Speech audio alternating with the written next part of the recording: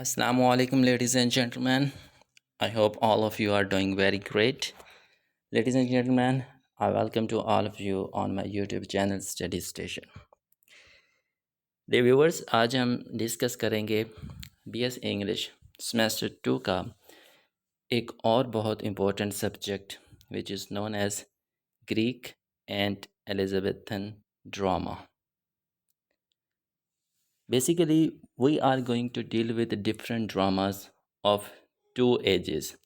Greek के और Elizabethan age, Shakespearean as के जो ड्रामाज हैं, इनको हम इस सीरीज़ के अंदर डिस्कस करेंगे. So we will discuss 4 major place, 4 major dramas जो कि ग्रीक भी होंगे और एलिजाबेथन भी होंगे. दोनों मिल के ही हम इस सीरीज़ के अंदर डिस्कस करेंगे.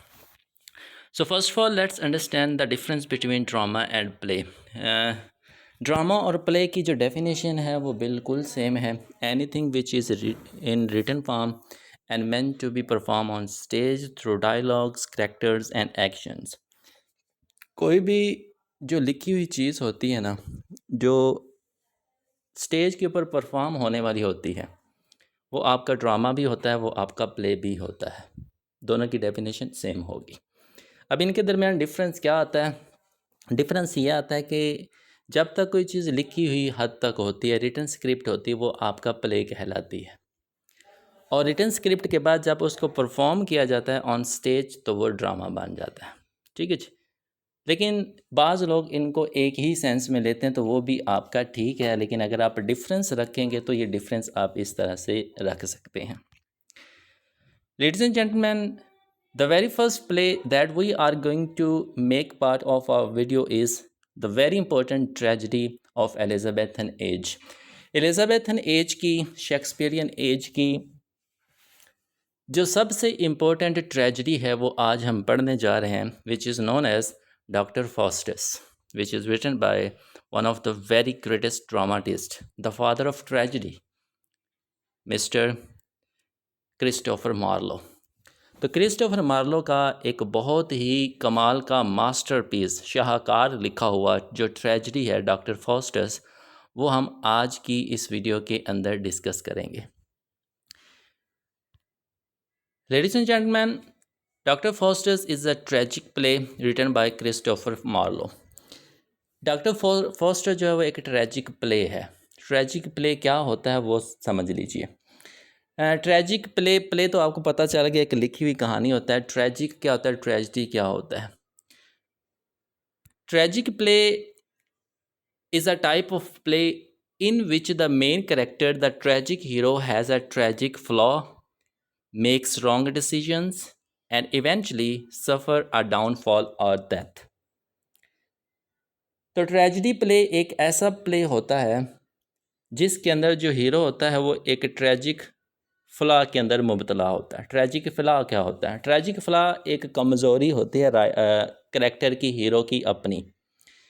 हीरो की जो बुनियादी गलती होती है ना शुरू में, बेसिक जो उसकी मिस्टेक होती है, वही अगर एंड पे उसकी सफरिंग का सबब बन जाए तो वो एक ट्रेजिक फ़ला कहलाएगा. ठीक है जी. फॉर एग्ज़ाम्पल, हीरो ने शुरू के अंदर कोई गलती की और एंड पे जाके उसकी मौत हो गई. मौत की हद तक उसने चीज़ें सफ़र की तो वो एक ट्रेजिडी बन जाएगा. ठीक है जी. तो ये जो डॉक्टर फॉस्टस है वो एक ट्रेजिडी है.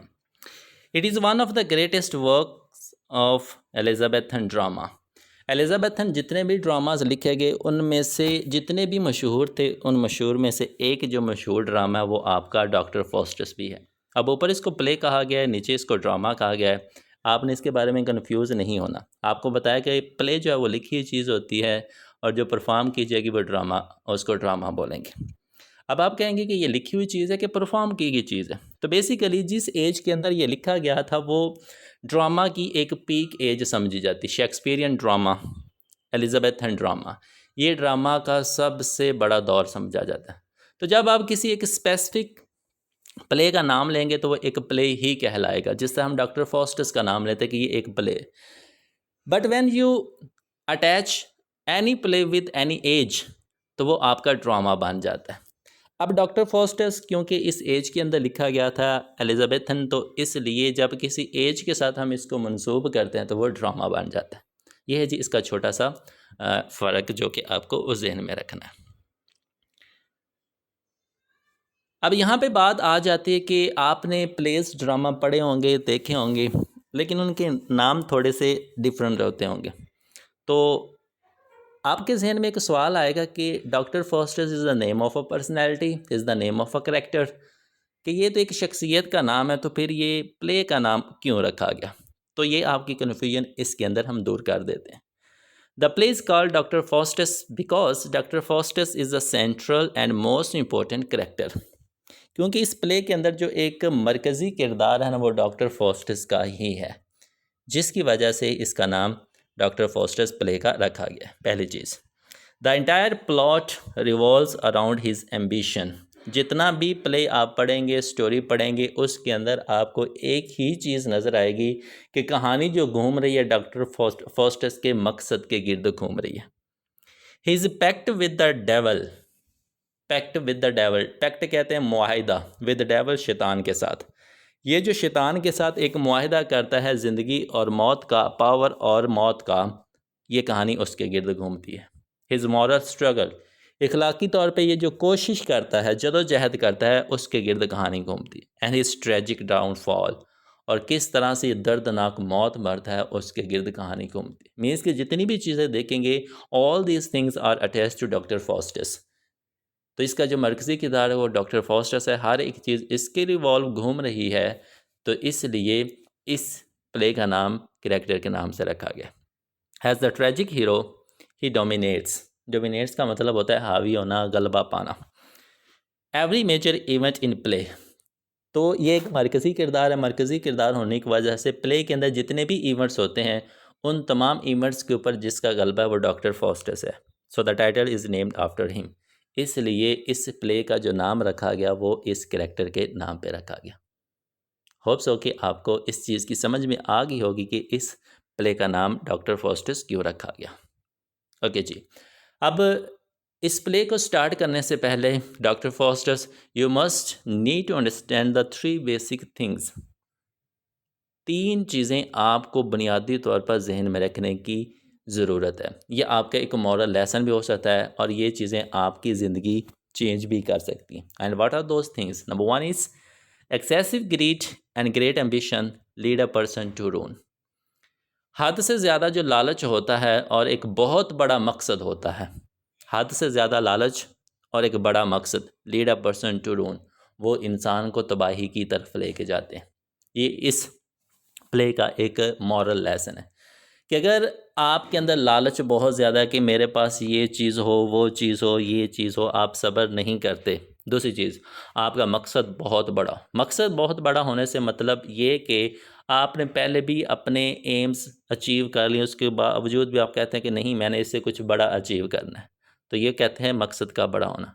अगर आपके अंदर ये 2 चीज़ें पाई जाती हैं तो आप तबाही का शिकार होने वाले। ये चीज़ आपने जहन में रखनी है। Number 2, one should repent whenever given the opportunity.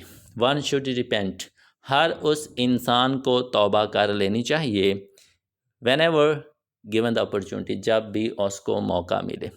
अल्लाह ताला की तरफ से इंसान को ज़िंदगी के अंदर बेतहाशा मौक़े मिलते रहते हैं कि वो अपने गुनाहों की तलाफ़ी कर ले, अपने गुनाहों पे मुआफ़ी मांग ले। जब कभी भी इंसान की ज़िंदगी में इस तरह के मौके आते हों तो इंसान को चाहिए कि वो अल्लाह के सामने झुक जाए, मुआफ़ी मांग ले। ये है इसका दूसरा moral lesson. Number 3 and the last one, one should always follow the right path. हर एक इंसान को ज़िंदगी के अंदर सिराते मुस्तकीम पे चलना चाहिए। हर एक इंसान को ज़िंदगी के अंदर सीधे रास्ते पे चलना चाहिए। एवल चाहे जितने भी आपको इंसिस्ट करे, मजबूर करे, आपको उस रास्ते पे नहीं चलना। ये जी 3 moral lessons which you will understand, which you will see throughout this play, the Dr. Faustus. Ji, so first of all, let's discuss about the one of the very important writer who wrote this play, Dr. Faustus. तो सबसे पहले हम हल्की सी biography देख लेते हैं उस writer के बारे में जिसने इस शाहकार को लिखा। You can see the picture on the right side. ये है जी Christopher Marlowe, he was very young. Picture से ही आप इस चीज़ का अंदाज़ा लगा सकते हैं कितने यंग थे, हम इसकी बायोग्राफी के अंदर देखते हैं। लेकिन ये एक बहुत बड़ा राइटर था, इसके बारे में बेन जॉनसन क्या कहते हैं, he was not of an age but for all time. अब बेन जॉनसन इसके बारे में कहते हैं कि जिस एज के अंदर ये पैदा हुए थे, सिर्फ उस एज के अंदर ही इसका नाम नहीं पुकारा जाता, बल्कि इंग्लिश लिटरेचर के अंदर जितनी भी एजेस आई हैं, हर एक एज के अंदर क्रिस्टोफर मार्लो का नाम लिया जाता है। इतना नाम इसने छोटी सी एज के अंदर कमा लिया था। अब आप सबसे टॉप पे देखें, the genius of Elizabethan stage. Elizabethan drama stage का जो जीनियस था वो क्रिस्टोफर मार्लो समझा जाता था। Christopher Marlowe, the father of English tragedy. English की जो ट्रेजिडी है उसका जो फादर है वो भी क्रिस्टोफर मार्लो ही है। ठीक है जी। तो सबसे पहले हम इसके फेमस वर्क्स को देख लेते हैं, फिर हम आगे की चीज़ें देखते हैं। तो सबसे पहला जो इसका फेमस वर्क है जो कि आज हम डिस्कस करेंगे, डॉक्टर फॉस्टस। नंबर 2 पे जी इसका Tamburlaine the great, Tamburlaine the great, the Jew of Malta, Edward two, Dido queen of Carthage. These are the important works which are written by Christopher Marlowe. तो ये कुछ important works थे जो कि Christopher Marlowe ने अपनी ज़िंदगी के अंदर लिखे। अब आ जाते हैं जी, बात हम क्रिस्टोफर मार्लो की शॉर्ट सी बायोग्राफी के ऊपर कर लेते हैं। If you talk about his date of birth, then he was born in 26 Feb 1564। 25 फरवरी 1564 को ये इंग्लैंड का एक शहर है, इंग्लैंड की एक प्लेस है कैंटरबरी, वहाँ पे इसका जन्म होता है। If you talk about his education, तो इसने जो एजुकेशन ली वो किंग्स स्कूल से हासिल की जो कि कैंटरबरी के अंदर है। Then the Corpus Christi college Cambridge, और फिर एक कॉलेज से इसने अपनी तालीम मुकम्मल की जो कि कैम्ब्रिज के अंदर है, the Corpus Christi college.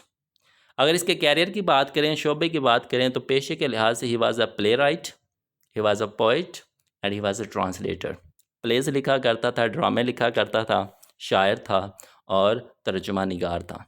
He rose to fame in the late 1580s। 1580 में इसने शोहरत की ऊंचाइयों को हाथ लगा लिया था।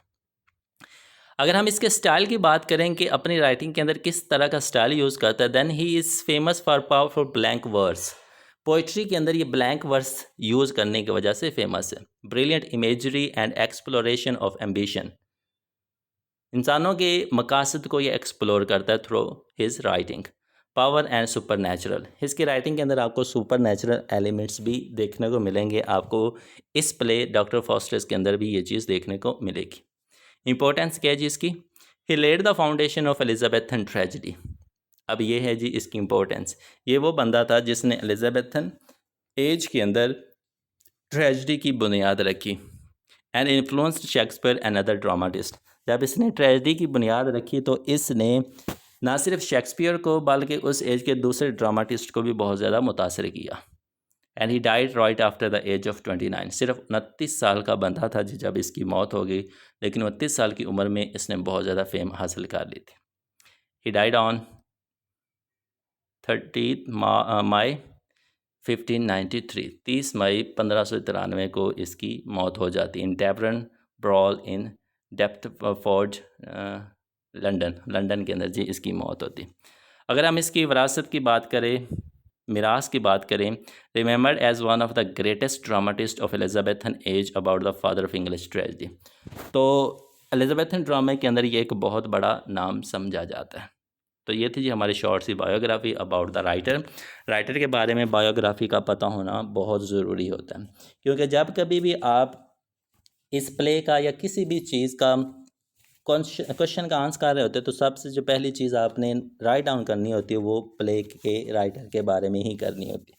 तो सब लोगों को इस चीज़ का पता लाजमी तौर पे होना चाहिए जी।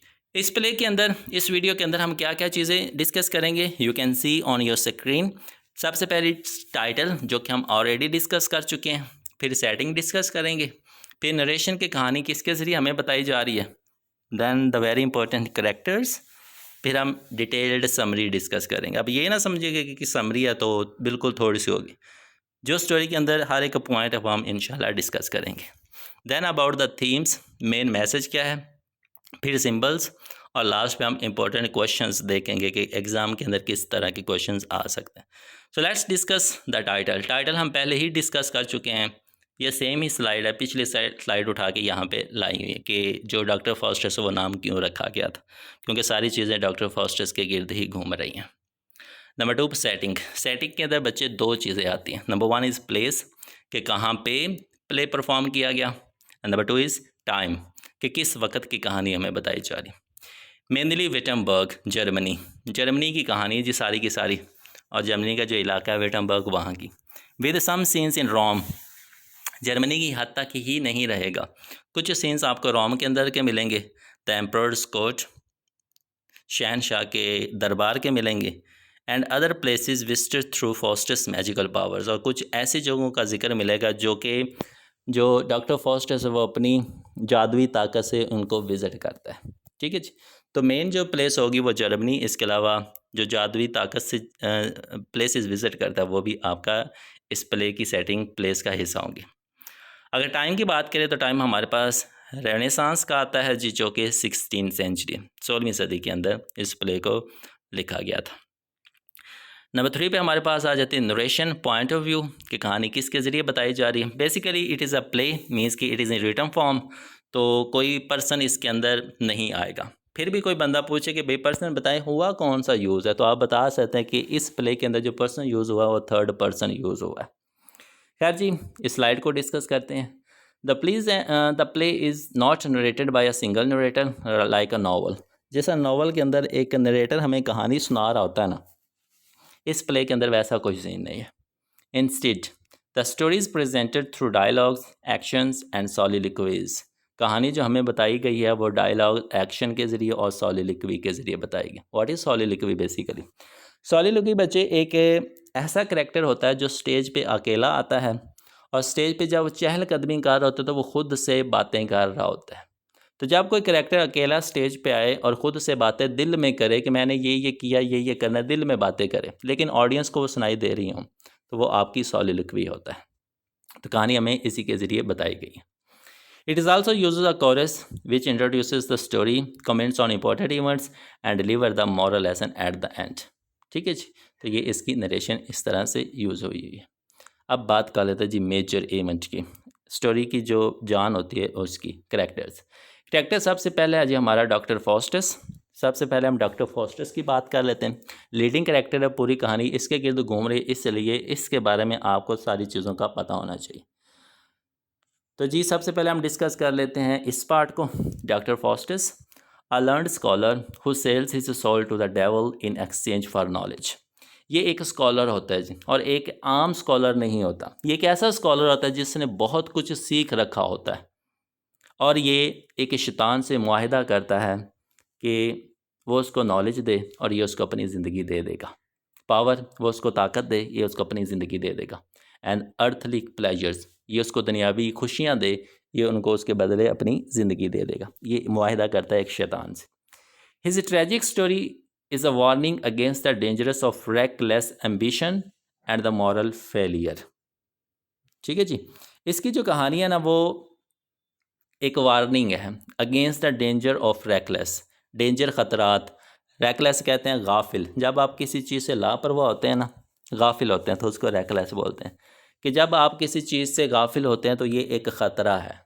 इस ख़तरे को क्या कहा गया? एक लास्ट वार्निंग कहा गया। Ambition and the moral failure, कि अखलाकी तौर पे जब आप नाकाम हो जाते हैं, वो भी हमें सबक इसके अंदर मिलता है। तो इस करैक्टर के जो ट्रेट्स आप डिस्कस करेंगे वो आप इन चीज़ों के ज़रिए डिस्कस करेंगे। हम एक एक करके इनको डिस्कस कर लेते हैं। If you talk about the ambition, कि डॉक्टर फॉस्टस का मकसद क्या था। Faustus is extremely ambitious. ये एक बामकसद इंसान है, एक बामकसद करैक्टर दिखाया गया। He is dissatisfied with the limits of human knowledge. इंसानी जो इल्म होता है ना, वो हासिल कर करके वो थक चुका है। मीन्स कि वो उससे मुतमिन ही नहीं हो रहा कि भाई मैंने कम इल्म हासिल किया, मुझे और कुछ न्यू हासिल करना चाहिए। And desires unlimited power and wisdom, और ख्वाहिश करता है कि मुझे और भी कुछ पता हो। तो ये इसका एम्बिशन आएगा। नंबर 2 पे हमारे पास आ जाता है जी रेस्टलेसनेस, बेचैनी, एंड डिससेटिस्फैक्शन, गैर मुतमईन। उसको बेचैनी भी होती है और वो मुतमिन भी नहीं होता। Foster is never content. जो फॉस्टर्स है वो अपनी ज़िंदगी के अंदर कभी खुश नहीं होता। कंटेंट का मतलब होता है खुश होना। He believes that traditional learning and the ordinary life can not satisfy. अब उसको यकीन हो जाता है कि एक जो रवायती इल्म वो हासिल कर रहा है या फिर वो एक आम सी ज़िंदगी गुजार है वो उसको मुतमिन नहीं कर सकती, ये बिलीव कर लेते हैं। Tragic flaw and hamartia. अब बच्चे ट्रेजिक फ्लॉ और हमार्शिया को समझ ले कि ये क्या होता है। जिस तरह प्ले और ड्रामा एक जैसा होता है उसी तरह ट्रेजिक फ्लॉ और हमार्शिया भी सेम ही होता है। ट्रेजिक फ्लॉ एक इंसान की कमज़ोरी होती है जो उसको तबाही की तरफ लेके जाती है। हमार्शिया क्या होता है? हमार्शिया उस कमज़ोरी की वजह से जब आप कोई गलत फ़ैसला ले लेते हैं तो वो आपका हमार्शिया बन जाता है। ट्रेजिक फ्लॉ कमज़ोरी होती है। हमार्शिया उस कमज़ोरी की वजह से जब आप कोई फ़ैसला लेते हैं तो वो आपका हमार्शिया बनता है। His greatest flaw is his overweening. इसका जो सबसे बड़ा फ्लॉ था, सबसे बड़ी कमज़ोरी थी, वो क्या थी? ओवरवीनिंग थी। ओवरवीनिंग क्या होता है? ओवरवीनिंग होता है जब आप खुद हद से ज़्यादा खुद पे एतमाद करते हैं। हद से ज़्यादा खुद पे एतमाद करने का मतलब है यू आर प्राउडी। आप गुरूर कर रहे हैं, आप मगरूर हो चुके हैं। तो ये इसका सबसे बड़ा नुकसान था, इसकी सबसे बड़ी कमज़ोरी थी। Pride and ह्यूब्रेस। ह्यूब्रेस क्या होता है? ह्यूब्रेस भी सेम ही होता है, ओवरवीनिंग, हद से ज़्यादा गुरूर करना। He underestimates the devil and thinks he can control the consequence. ये जो है ये शैतान को अंडर एस्टिमेट करता है। इतना अंडर एस्टिमेट करता है, वो कहता है कि वो शैतान की ताकतों को कंट्रोल कर लेगा। इतना ज़्यादा इसको खुद के ऊपर गुरूर होता है। तो ये इसका ट्रेजिक फ्लॉ है। Then we have intellectual curiosity. Intellectual अकली, क्यूरियोसिटी तजस्सुस, अकली तजस्सुस। He is a brilliant scholar. ये नहीं कि ये एक आम सा स्कॉलर था, बहुत ही शानदार स्कॉलर था। Who has mastered many subject, जो कि बहुत से सब्जेक्ट्स के अंदर उसने माहिर था, उन सब्जेक्ट्स के अंदर you can say. But still feels that true knowledge is beyond human reach. लेकिन इसके बावजूद भी वो यकीन रखता है, उसको बिलीव होता है कि असल जो इल्म है ना वो इंसान की पहुंच से दूर होता है। बहुत सा इल्म होने के बावजूद भी उसको यकीन होता है कि इंसान की पहुंच से जो इल्म दूर है ना वही असल इल्म है। Desire for power and player. ताकत और खुशी की ख्वाहिश रखना। He seeks magical powers. जादुई ताकत की तलाश करता है। एंड वर्ल्डली प्लेजर्स, और दुनियावी खुशियों की। जादुई ताकत की और दुनियावी खुशियों की ये ख्वाहिश रखता है या तलाश करता है। Believing they will bring the happiness and fulfilment. और इसी बात पे यकीन करता है कि यही वो दो चीज़ें हैं, जादुई ताकत और दुनियावी खुशियाँ, जो इसको मुतमिन कर सकती हैं, जो इसको खुश कर सकती हैं। रिलीजियस कॉन्फ्लिक्ट, मजहबी तजाद क्या इसके अंदर देखने को मिलेगा। Foster struggle between good and evil. तो जब उसको ये ताकतें मिल रही होती हैं तब उसको खुदा की तरफ से तौबा का भी मौका मिलता है। तो जब तौबा का मौका मिलता है, एक तरफ वो शैतान से मुआहिदा कर रहा होता है, तो वो ही फाइंड हिमसेल्फ इन बिटवीन कि गुड और ईवल, गुड की तरफ जाऊँ, ईवल की तरफ जाऊँ। गुड मज़हब आ जाएगा, रिलीजन आ जाएगा, और ईवल शैतान आ जाएगा। तो ये एक कॉन्फ्लिक्ट क्रिएट हो जाएगा। Though he worries about his soul, he continues on the path of sin. इसके बावजूद भी अपनी रूह के बारे में, सोल के बारे में परेशान होता है, लेकिन इसके बावजूद भी वो गुनाह की तरफ ही जाता है। ठीक है जी। तो ये जो बाकी इतनी चीज़ें वो इतनी ज़्यादा इंपॉर्टेंट नहीं हैं। ये कुछ चीज़ें थी जो आपने डिस्कस समझनी थी। अगर ये भी करना चाहें तो आप इसका स्क्रीनशॉट ले सकते हैं। ठीक है जी। अब हम आगे नेक्स्ट करेक्टर्स को करते हैं। ये था जी हमारा major character. Along with this character you have other minor characters. Minor तो नहीं कह सकते, लेकिन इसके साथ करेक्टर्स, इनका भी अटैचमेंट ज़रूरी है। तो यहाँ पे कुछ करेक्टर्स दिए हुए हैं, इनको जी एक एक करके हम डिस्कस कर लेते हैं। एंड नंबर 1 वी हैव, सबसे पहला जो हमारे पास करेक्टर आ जाता है वो आ जाता है मीफास्टोफिलस। मीफास्टोफिलस।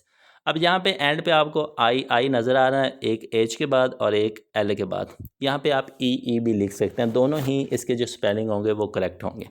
मीफास्टोफिलस, इसका नाम है जी मीफास्टोफिलस। मीफास्टोफिलस, मैं बार बार इसकी प्रोनाउंसिएशन कर रहा हूँ क्योंकि वर्ड लेंथी है, नेम लेंथी है, आपको प्रोनाउंसिएशन जहन में बैठ जाए।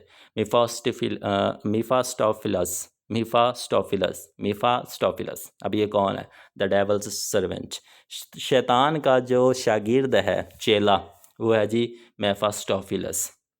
Clever, witty and cunning. चालाक, होशियार और अक्लमंद बहुत ज़्यादा है। He is too much intelligent, बहुत ज़्यादा ज़हीन है। Serves Faustus and helps him great power, यही वो बंदा है जो कि जादुई ताकत जो फास्टेस्ट हासिल करता है उसमें उसकी मदद करता है, उसको सर्व करता है। मैन्युपुलेटिव एंड डिसीटफुल, धोखा देने वाला है और मैन्युपुलेट करने वाला भी ये शैतान है। ये जी हमारा first character after doctor Faustus. Then we have Rafe. Rafe is doctor Faustus student, doctor Faustus का एक चेला जी, उसका शागिर्द है। इनोसेंट एंड लॉयल, ये एक शरीफ है और लॉयल भी है। इजीली इन्फ्लुएंस्ड, हर एक बंदा इसको आसानी से इन्फ्लुएंस कर सकता है। Represent youth and impression ability, आसानी से ये नौजवानी की उम्र को रिप्रेजेंट करता है।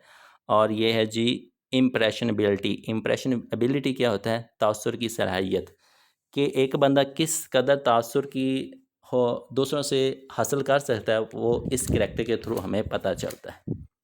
Then we have Valdes. Valdes is Faustus's servant another, कुछ उसके स्टूडेंट्स होंगे, कुछ उसके सर्वेंट होंगे। जो व्लेड्स है ये उसका नौकर है, वो उसका स्टूडेंट है।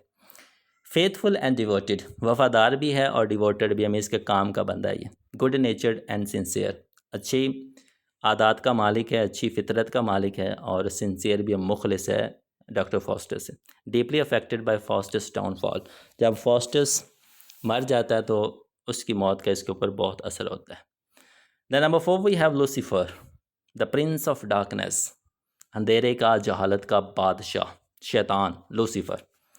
पावरफुल एंड टेरिफाइंग, बहुत ताकतवर है जी और बहुत टेरिफाइंग मीन्स के डराने वाला भी। रूलर ऑफ हेल, जो जहन्नम है उसका जो हुक्मरान है वो लूसीफर है। Demand Faustus soul at the end of 24 years, तो जो इसके दरमियान और फास्टेस के दरमियान मुआहदा होता है वो 24 साल का होता है। जब 24 साल मुकम्मल हो जाते हैं तो ये डॉक्टर फास्टेस से उसकी रूह वापस मांगता है। Then we have good angel and bad angel. Good angel represents good, bad angel represents evil. Kind, holy and merciful, ये मीन्स के फिज़िकल इनकी अपीयरेंस नहीं है, ये सिर्फ एक सोच लेके आते हैं कि अच्छी और बुरी, अच्छी आएगी तो उसके साथ बुरी भी आती। अच्छी आती तो वो कहता है कि तौबा कर लो खुदा की तरफ से, कि तौबा कर लोगे तो बच जाओगे, लेकिन वह साथ ही बैड एंजल आ जाता है, वो कहते हैं कि नहीं यही सही रास्ता है। तो इनके दरमियान भी एक कॉन्फ्लिक्ट चलता रहता है।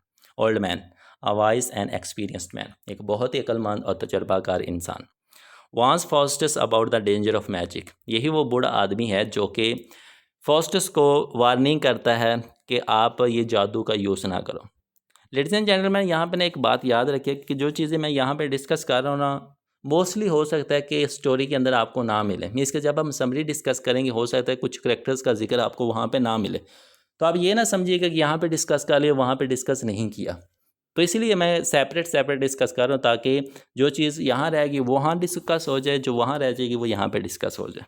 तो हर एक चीज़ को अच्छे तरीके से समझिएगा। Symbol of wisdom and caution, ये अक्लमंदी का और एहतियात बरतने का सिंबल है। रिप्रेजेंट्स प्रैक्टिकल कॉमन सेंस, और ये एक अमली कॉमन सेंस को भी जाहिर करता है। Then we have Wagner, a scholar and Faustus friend, ये भी एक स्कॉलर है और ये फास्टेस का बहुत अच्छा दोस्त है। Loyal and concerned, tries to sway Faustus from making a pact with devil, अब ये क्या करता है? ये रोकता है, डिसवाइड करता है फास्टेस को कि तुम मुआहिदा ना करना, शैतान के साथ कभी भी मुआहिदा ना करना। रिप्रेजेंट फ्रेंडशिप एंड रीजन, वैगनरी वो बंदा जो कि दोस्ती के सिंबल को जाहिर करता है। Then we have the Robin, a clown. Robin एक क्लाउन है जी। क्लाउन क्या होता है? एक जोकर होता है, एक मस्खरा होता है जो कि मस्खरे करता है, a clown. Humorous and witty, ये मजाक करता है जी और बहुत होशियार होता है। प्रोवाइड्स कॉमिक रिलीफ, और ये कॉमिक रिलीफ मीन्स कि ये मज़ाहिया अंदाज में चीज़ें प्रोवाइड करता है।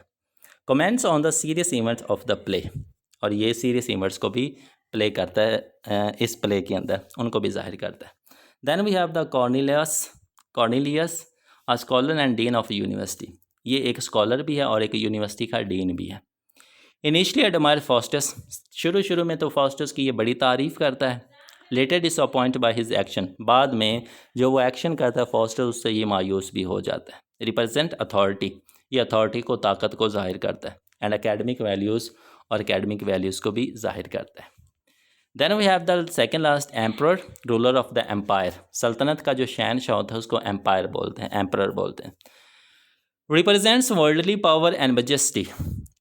जो एम्प्रर होता है वो दुनियावी ताकत को जाहिर करता है और शान शौकत को जाहिर करता है। इम्प्रेस्ड बाय फास्टिस पावर, ये भी वो रूलर है, ये भी वो शहनशाह जो फास्टिस की ताकत से इम्प्रेस होता है। सिंबल ऑफ पॉलिटिकल अथॉरिटी, सियासत की जो अथॉरिटी होती है ये उसका सिंबल है। लास्ट वन,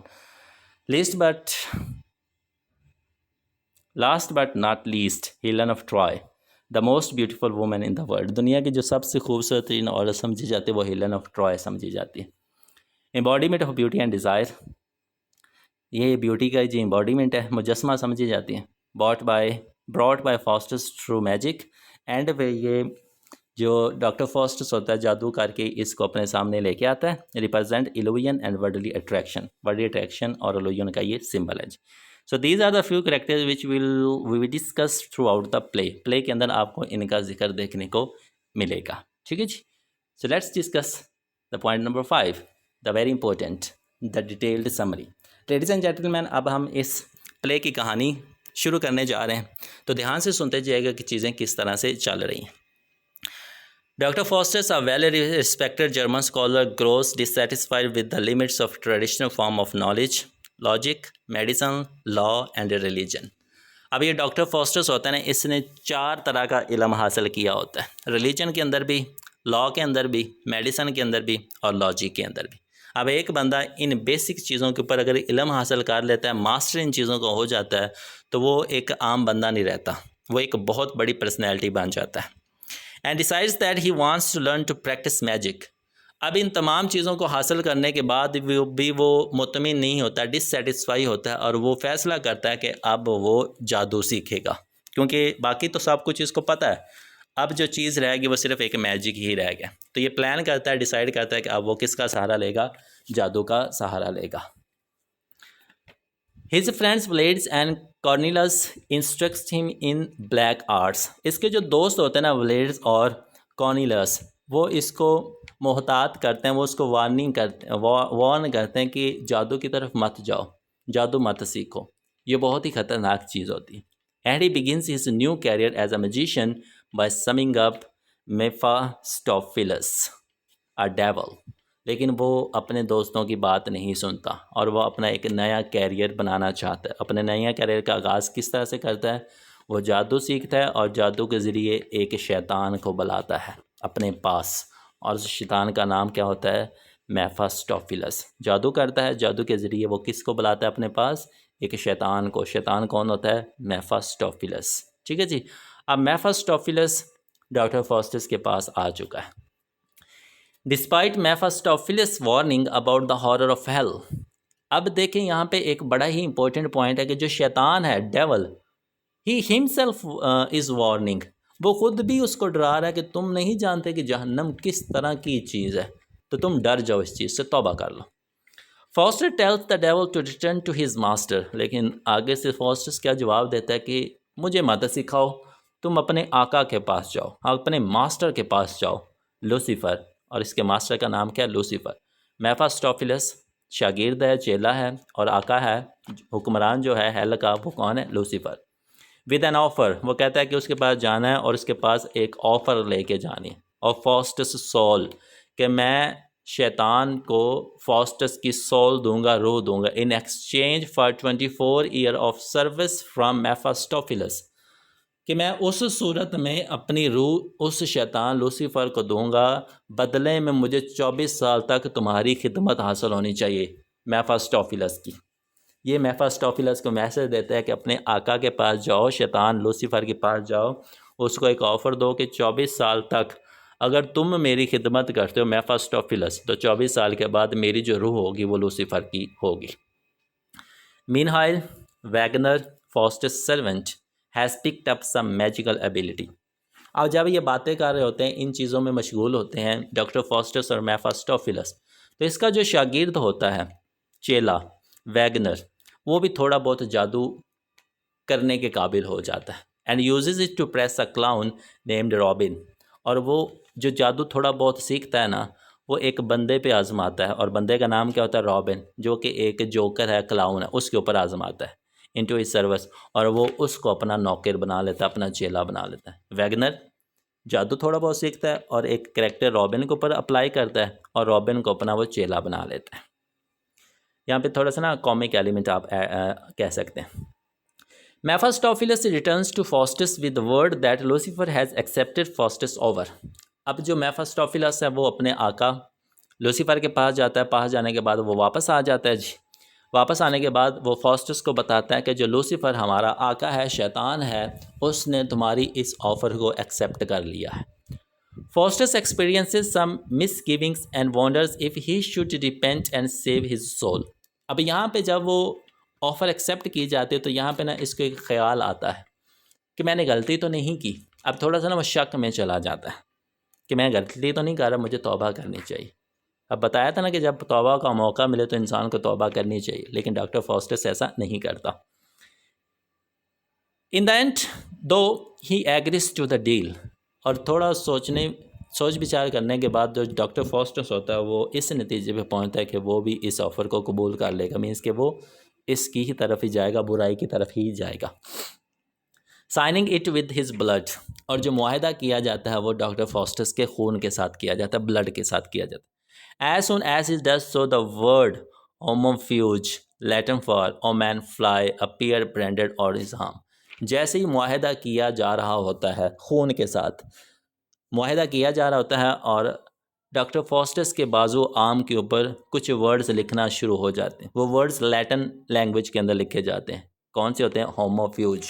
मुआहदा हो रहा होता है खून के साथ, और डॉक्टर फॉस्टस की आम के ऊपर वर्ड्स कौन से प्रिंट हो रहे होते हैं? होमोफ्यूज। ये लैटिन वर्ड्स हैं। इंग्लिश में इनका तर्जमा होता है ओ मैन फ्लाई, ए इंसान भाग जा, तू बहुत बड़ी गलती कर रहा है। एक और वार्निंग आ गई, लेकिन ये तौबा नहीं करता। ओ मैन फ्लाई होमोफ्यूज बहुत ही इंपॉर्टेंट है, ये याद रखिएगा।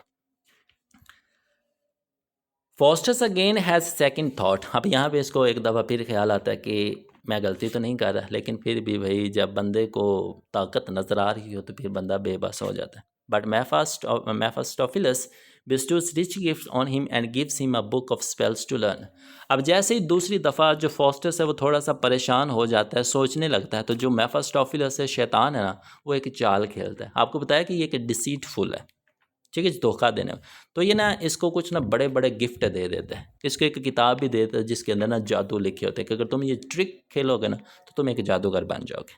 Letter Mephistopheles answer all of his questions about the nature of the world. अब बाद में जो डॉक्टर फॉस्टस, तो जब उसको थोड़ा बहुत शक होता है तो वो ना मेफास्टोफिलस से ना कुछ क्वेश्चंस पूछता है अबाउट द वर्ल्ड, कि दुनिया के बारे में ना कुछ बेसिक से क्वेश्चंस पूछता है। Refusing to answer only one when Faustus ask him who made the universe. हर एक सवाल का जवाब मेफास्टोफिलस देता है, हर एक सवाल का जवाब वो शैतान देता जाता है, लेकिन एक सवाल का जवाब शैतान नहीं देता। फॉस्टस जब उस शैतान से पूछता है कि हु मेड दिस यूनिवर्स, इस कायनात को किसने बनाया, वो तो मुझे बता दो, ये जवाब देने से जो मेफास्टोफिलस है वो इनकार कर देता है। जैसे इनकार करता है एक दफ़ा फिर उसको हिंट आता है। This refusal prompts yet another bout of misgiving in Faustus. ठीक है जी, दिस रिफ्यूज़ल, ये वाला जो इनकार होता है, प्रॉम्प्ट्स कहते हैं जल्दी से। Yet another bout of misgiving. Bout of misgiving का मतलब होता है पछतावा, शक, कि उसको फिर शक होता है, उसको फिर पछतावा होता है कि मैंने गलती तो नहीं कर दी, वो साइन करके मैंने पैक्ट करके गलती तो नहीं कर दी। But Mephistopheles and Lucifer bring in personification of 7 deadly sins to prance about in the front of Faustus. लेकिन जैसे ही पता चलता है लूसीफर को और मेफास्टोफिलस को कि ये जो बंदा है फॉस्टस, ये एक दफ़ा फिर शक कर रहा है, ये एक दफ़ा फिर पछता रहा है, तो ये जो दोनों शैतान होते हैं ये उस फॉस्टस के सामने 7 डेडली सिंस रख देते हैं, उनकी पिक्चर रख देते हैं। What are those 7 deadly sins? और वो 7 डेडली सिंस कौन कौन से हैं, मैं आपको वो बता देता हूँ जी। 7 डेडली सिंस जो बच्चे यहाँ पे दिखाए गए हैं ना, मैं आपको यहाँ पे लिखे तो नहीं, माजरत, इस चीज़ की गलती होगी कि वो यहाँ पे नोट डाउन नहीं किए, लेकिन मैं आपको बता देता हूँ कि वो 7 सिंस कौन कौन से थे। आप ना उनको नोट करते जाएगा। Number 1 is pride, number 2 is greed, number 3 is lust, number 4 is envy, Number 5 is gluttony. Number 6 is wrath. And number 7 is sloth. These are the 7 deadly sins.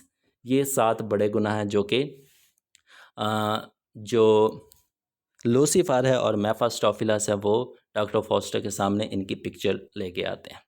And is impressed enough to quiet his doubts.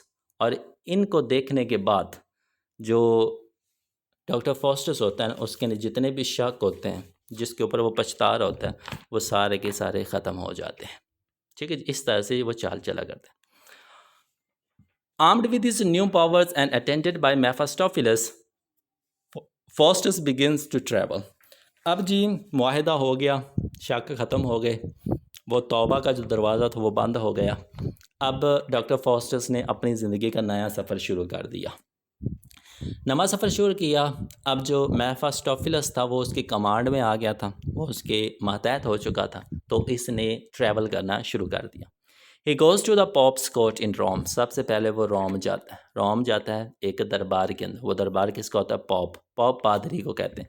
Christianity के अंदर जो church को संभालते हैं वो pop होते हैं. ठीक है जी. अब वहाँ पे जाके क्या करता है? Makes himself invisible. वहाँ पे फॉस्टस जाता है दरबार के अंदर और ख़ुद को उस दरबार के अंदर जाके गायब कर लेता है. And plays a series of tricks. और वहाँ पे ना ट्रिक खेलना, जादू करना शुरू कर देता है. He disrupts the Pope's banquet by stealing food and boxing the Pope's ear. Banquet क्या होता है जी? बैंक्वेट ज़ियाफ़त होती है. जो पॉप खाना खा रहा होता है ना वो ये उसको डिस्टर्ब कर देता है, इसका खाना चुरा लेता है और एंड पे पॉप के कान के ऊपर ये थप्पड़ भी मारता है. Another comic element. ठीक है जी. तो इस तरह से हरकतें करना शुरू कर देता है. Following this incident he travels through the courts of Europe. अब इसी तरह वो अपना सफ़र करता रहता है, यूरोप के जितने भी कोर्ट्स होते हैं उनके अंदर जाता है. With his fame spreading as he goes. और जैसे जैसे वो अपना सफ़र करता जाता है पीछे पीछे वो उतना ही ज़्यादा मशहूर होता जाता है. जिस जिस जगह से वो जाता है वहाँ वो मशहूर होता जाता है. Eventually he is invited to the court of the German emperor. और आखिरकार जो जर्मनी का एम्परर है Charles 5, the enemy of pope का जो दुश्मन है, वो डॉक्टर फॉस्टर्स को इनवाइट करता है. Who asked Faustus to allow him to see Alexander the great. और ये फॉस्टर्स को इंस्ट्रक्ट करता है और से डिमांड करता है कि if you are the magician, you have the powers, then you must bring Alexander the great in front of me. तो तुम जो सिकंदर आज़म है, अलेक्जेंडर ग्रेट है, उसको मेरे सामने लेके आओ. द फेम्ड फोर्थ मीन्स कि ये बंदा जो था ना सिकंदर आज़म, ये बहुत मशहूर था. द फेम्ड मशहूर 4th century BCE. Macedonian king and conqueror. Macedonian king था and he was a conqueror. और इसने बहुत जगह जो थी वो इसने फ़तह की हुई थी. चौथी 4 BCE से ये बिलोंग. वो कहता है कि ये वो बंदा जिसको तुमने मेरे सामने लेके आना है. ये सारी चीज़ें वो अलेक्जेंडर द ग्रेट के बारे में. फॉस्टर्स कंजर्स का मतलब होता है जादू करना. आप एन इमेज ऑफ अलेक्जेंडर. तो जो फॉस्टर्स होता है वो जादू करता है, जादू के ज़रिए वो एक तस्वीर बनाता है और वो जो तस्वीर बनाता है वो अलेक्जेंडर की होती है. And Charles 5 is suitably impressed. और वो जो शहनशाह होता है चार्ल्स 5, वो उस तस्वीर को देख के बहुत ज़्यादा मुतासर हो जाता है, बहुत खुश हो जाता है. A knight scoffs at Faustus's power. तो एक ना नाइट होता है, नाइट ये जो घोड़सवार होता है, जंगजू जो टाइप के सिपा सलार होते हैं, वो भी ये सारी चीज़ें देख रहा होता है कि फॉस्टर्स किस तरह से जादू कर रहा होता है. तो वो क्या करता है? स्कॉफ करता है. स्कॉफ का मतलब होता है तंज करना. मीन्स के वो जो नाइट होता है, वो जो घोड़सवार होता है, वो जो सिपाही होता है, वो फॉस्टर्स के जादू के ऊपर तंज करता है. तो इसका बदला कैसे लेता है वो देखें. एंड फॉस्टर्स होता है चेस्टाइजेस का मतलब होता है सज़ा देना.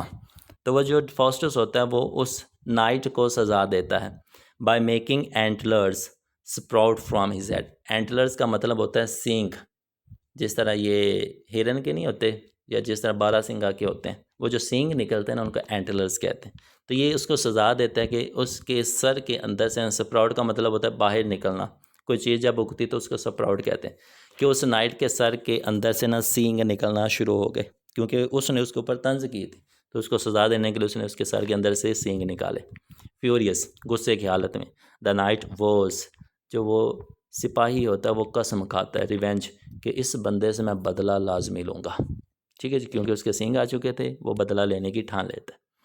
मीनवाइल रॉबिन वैगनर्स क्लाउन, आपको पता था शुरू में जो फॉस्टस का एक शागिर्द था वैगनर, उसने एक बंदे के ऊपर जादू किया था, रॉबिन, जो कि उसके मातहत हो चुका था।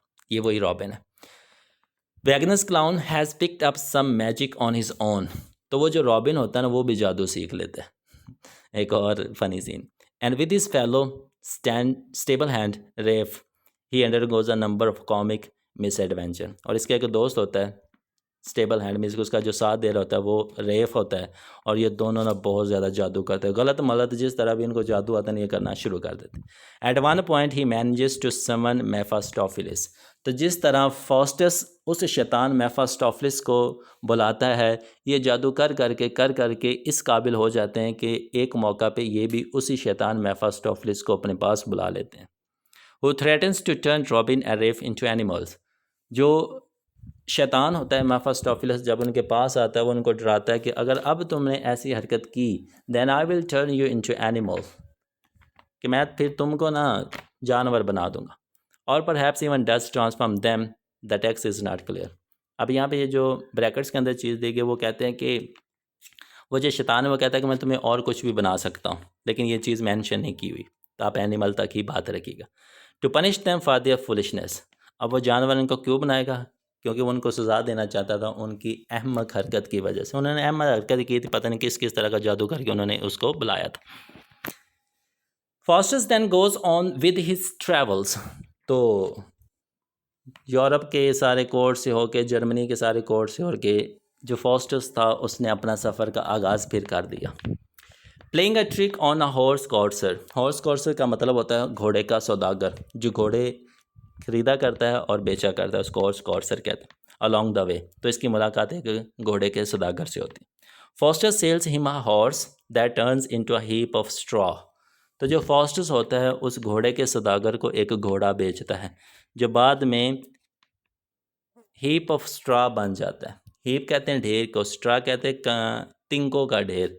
वो जो घोड़ा होता है वो जादू का बना होता है, बाद में वो तिनकों का एक ढेर बन जाता है। In when ridden into a river, वो तिनकों का ढेर तब बनता है जब वो एक दरिया से पानी पीने लगता है। Eventually Faustus is invited to the court of the duke of Vanholt, ये जादू करने के बाद मीन्स के ये घोड़े वाला, उसको एक दफ़ा बुलाया जाता है ड्यूक ऑफ वैन हॉल्ट, एक और दरबार में जो कि है duke of Vanholt. Very performs various feats, feats का मतलब होता है करतब दिखाना, और इस दरबार के अंदर आके भी जो फॉस्टर्स है वो और ज़्यादा करतब दिखाना शुरू कर देता है। The horse courser shows up there, जो घोड़े का सौदागर होता है वो भी उस दरबार के अंदर होता है, अलॉन्ग विद रॉबिन, और उसके साथ एक बंदा होता है robin, a man named Dick ref in the A text. अब उनके साथ एक बंदा भी है डिक, जिसका नाम रेफ भी है। अब ये चीज़ क्लियर नहीं कि ये किसका नाम है। And various other who have fallen victim to the Faustus trickery, और उस दरबार के अंदर सिर्फ यही लोग नहीं होते, रॉबन नहीं होता, वो हॉर्स कॉर्सर नहीं होता, बल्कि वो सारे लोग होते हैं जिसके ऊपर फॉस्टस ने जादू किया था। But Faustus cast spell on them and send them on the other way, लेकिन यहाँ पे फिर जो फॉस्टस होता है वो उनके ऊपर एक दफ़ा फिर जादू करता है और उनको वहाँ से भगा देता है। To the amusement of the duke and duchess, और ये देख के वो जो ड्यूक होता है और उसकी जो बीवी होती है वो खुश हो जाते हैं। At the 24 years of his deal with Lucifer come to close, अब वो जो 24 साल थे वो बहुत करीब आ चुके थे, वो जो 24 साल की डील थी, मुआहदा था, वो ख़त्म होने वाला था। Faustus begin to dread his impending death, dread his impending death का मतलब होता है खौफ, मौत का जो खौफ है, जो उसको मौत आने वाली है, अब ना फॉस्टस को उसका खौफ डर आना शुरू हो चुका था। He has Mephistopheles call up Helen of Troy, तो वो मेफास्टोफिलस क्या करते हैं, वो हेलन ऑफ ट्रॉय को बुलाते हैं, दुनिया की सबसे खूबसूरत औरत को अपने पास बुलाते हैं with magic, the famous beauty from the ancient world, ये एक कदीम दुनिया से इसका ताल्लुक है। And uses her presence to impress a group of scholar, तो अपने सामने जो स्कॉलर्स बैठे होते हैं उनको खुश कर देता है। एन ओल्ड मैन अर्ज फॉस्टस टू रिपेंट। अब वो जो स्कॉलर्स बैठे होते हैं ना, उनके अंदर एक बूढ़ा आदमी बैठा होता है। वो बूढ़ा आदमी फॉस्टस से कहता है कि तौबा कर लो, तौबा कर लो, अभी ज़िंदा हो, तौबा कर लो। But Faustus drives him away, लेकिन फॉस्टस जादू करके उसको पीछे हटा देता है। Faustus summons Helen again and exclaims, जो फॉस्टस होता है ना, वो उसको एक दफ़ा फिर बुलाता है हीलन को, एंड एक्सप्लेन्स, और बयान करता है। क्या बयान करता है?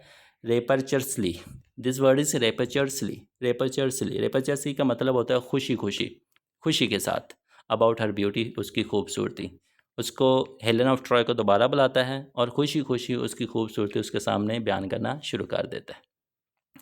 But time is growing short, लेकिन जो वक़्त था वो बहुत कम रहना शुरू हो गया। Faustus tells the scholars about his pact. अब यहाँ पे जो फॉस्टर्स होता है वो सारे स्कॉलर्स को अपने उस मुआहदे के बारे में बता देता है कि किस किस तरह से मैंने जादू हासिल किया, किस किस तरह से ये चीज़ें मेरी ताकत में आईं, वो सारा मुआहदा बता देता है। And they are horror stricken and resolve to pray for him. तो वो जो स्कॉलर ये सारे कुछ जो सुन रहे थे वो डर गए और इसकी बख्शिश के लिए दुआएं करने लगे। ऑन द फाइनल नाइट, आखिरकार वो रात आ गई। Before the expiration of 24 years, 24 साल पूरे होने से पहले वाली रात। Faustus is overcome bye fear and remorse. तो जो फॉस्टस था वो बहुत ही खौफजदा हो चुका था और पछता रहा था। रिमोर्स का मतलब होता है पछताना, डरा हुआ था और पछता रहा था। ही बैक्स फॉर मर्सी। अब यहाँ पे आके वो वक़्त जो हाथ से निकल गया था, अब वो रहम की भीख मांगने लगा। बट इज़ टू लेट, लेकिन क्या होता है जागिए, अब क्या फ़ायदा जब चिड़िया चुग गई खेत। बहुत देर हो चुकी थी, 24 साल गुजर चुके थे, अब उसको तौबा याद आ गई थी। एट मिडनाइट, आधी रात, a host of devils appears, शैतानों का एक ग्रुप आता है, and carries his soul off to hell, और इसकी रूह को जहन्नम की तरफ ले जाते हैं। इन द मॉर्निंग, अगली सुबह, the scholars find Faustus limbs. Limbs कहते हैं जिस्म के जो हिस्से होते हैं ना, उसके जो टुकड़े होते हैं उसको लिम्स बोलते हैं। And decides to hold a funeral for him. अगले दिन स्कॉलर्स आते हैं जी उसके पास और देखते हैं कि सिर्फ फॉस्टस नहीं है, फॉस्टस के जिस्म के टुकड़े हैं। तो कहते हैं चलो जी, अब इसके जिस्म के टुकड़े ही हैं तो इनका ही जनाजा हम पढ़ा देते हैं और इसको दफन कर देते हैं। तो यहाँ पे जो समरी है, स्टोरी है, वो आपकी एंड हो जाती है। After reading this short story, after reading this summary, हमें मॉरल लेसन क्या मिलता है, एक दफ़ा वो देख लीजिए। एक्सेसिव एम्बिशन, बहुत ज़्यादा मकसद, बहुत बड़ा मकसद। प्राइड, गुरूर, एंड ग्रीड, और लालच। फॉर पावर, ताकत की लालच। कैन लीड टू डिस्ट्रक्शन, वो आपको सिर्फ तबाही की तरफ ही लेके जाती है। And one should repent before it's too late, और हर एक इंसान को तौबा कर लेनी चाहिए, तौबा कर लेनी चाहिए इससे पहले कि बहुत ज़्यादा देर हो जाए। ठीक है जी, तो ये थी जी आपकी समरी। अब आ जाते हैं पॉइंट नंबर 6 की तरफ, the main idea, main message of the story. एक प्ले का जो मेन मैसेज होता है वो होता है जी थीम्स। अब थीम्स क्या क्या हैं देखें। नंबर 1, वी हैव एम्बिशन, मकसद। गुड वर्सेस ईवल, अच्छाई वर्सेस बुराई। नॉलेज एंड पावर, इल्म और ताकत। टेम्पटेशन, टेम्पटेशन का मतलब होता है कि जब आप कोई तौबा वगैरह नहीं कर रहे या आजमाइश का जो वक़्त होता है उसको टेम्पटेशन कहते हैं। फ्री विल, आज़ादी। सिन एंड रिपेंटेंस, गुनाह करना और तौबा करना। डैमनेशन, डैमनेशन कहते हैं लानत। एंड सेल्वेशन, सेल्वेशन कहते हैं नजात, लानत और नजात। एंड प्राइड और गुरूर। These themes show that excessive ambition and pride can lead to the person's downfall. ये जितने भी थीम्स आप देख रहे हैं ये यही ज़ाहिर करते हैं कि इंसान के जो मकसद बड़ा होगा, ज़्यादा होगा, तो वो उसकी तबाही उसके अंजाम की तरफ ही उसको लेके जाएगा। ठीक है जी। तो अब हम बात कर लेते हैं सिंबल्स की। सिंबल क्या होते हैं? एक वर्ड ऐसा होता है जो आपको एक गहरा मीनिंग दे रहा होता है, तो वो आपका सिंबल बनता है। गुड एंजल, गुड एंजल किस किस चीज़ का सिंबलाइज है? गुडनेस, अच्छाई। कंसाइंस, कंसाइंस क्या होता है? ज़मीर की जो आवाज़ होती है वो। गुड एंजल ज़मीर की आवाज़ होती है। एंड गुड गाइडेंस, और गॉड्स गाइडेंस, और खुदा की तरफ से रहनुमाई करने वाली जो चीज़ होती है वो गुड एंजल होता है। ईवल, ईवल एंजल कौन सा होता है? ईवल, बुराई, टेम्पटेशन, उकसाना, एजमैश एंड सिन, और गुनाह। गुनाह का जो सिंबल होता है वो ईवल एंजल होता है। मेफास्टोफिलस, द डेवल्स पावर, शैतानी ताकत को मेफास्टोफिलस कहा गया। टेम्पटेशन, आजमाइश को शैतानी मेफास्टोफिलस कहा गया। And the consequence of evil, और बुराई के जो हालात होते हैं उनको भी मेफास्टोफिलस ही कहा गया। ठीक है जी। नंबर 8 पे जी हमारे पास आ जाते कुछ क्वेश्चंस। ये क्वेश्चंस के आप स्क्रीनशॉट ले लीजिए। This will be very helpful for your exams, आपके एग्जाम्स के लिए बहुत इंपॉर्टेंट हो गए। You have 5 questions over here and 5 questions over here. Total के 10 क्वेश्चंस हैं जी। इनको अच्छे तरीके से देख लीजिएगा, गो थ्रू कर लीजिएगा और अपने पास सेव कर लीजिएगा। तो ये थे जी हमारा प्ले, जिसका नाम था Doctor Faustus by Christopher Marlowe. अगर कोई गलती कोताही होगी तो उसके लिए मैं अपोलोजाइज करता हूँ, ठीक है जी। तो लेकिन उम्मीद करता हूँ कि ये वीडियो आपको अच्छी लगी होगी, पसंद आई होगी और आपको समझ भी आई होगी। तो इंशाल्लाह नेक्स्ट वीडियो के अंदर हम डिस्कस करेंगे अपना दूसरा प्ले। तब तक के लिए दुआ में याद रखिएगा। Have a nice day to all of you.